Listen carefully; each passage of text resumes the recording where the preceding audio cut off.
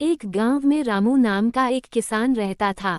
वो बहुत परिश्रमी और ईमानदार था, लेकिन उसके पास बहुत कम जमीन थी और फसल का उत्पादन भी कम होता था।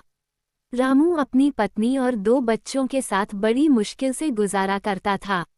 एक बार गांव में सूखा पड़ गया, जिससे उसकी फसलें सूख गईं।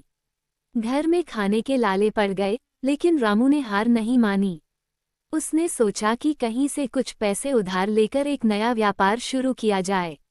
गांव में ही उसने कुछ बकरियां खरीदी और उनके दूध से चीज बनाने लगा। धीरे धीरे उसके बनाए चीज की मांग बढ़ने लगी और रामू को अच्छा मुनाफा होने लगा। रामू ने अपने छोटे से व्यापार को मेहनत और ईमानदारी से बढ़ाया। कुछ ही सालों में उसने अपना खुद का एक छोटा सा दुग्ध उत्पाद केंद्र खोल लिया। अब उसकी आर्थिक स्थिति भी सुधर गई थी और गांव में लोग उसकी मेहनत और ईमानदारी की मिसाल देने लगे।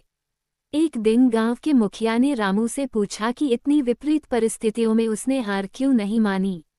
रामू ने मुस्कुराते हुए कहा, कठिनाइयां तो जीवन का हिस्सा हैं, लेकिन अगर हम मेहनत और ईमानदारी से काम करें तो कोई भी मुश्किल हमें रोक नहीं सकती।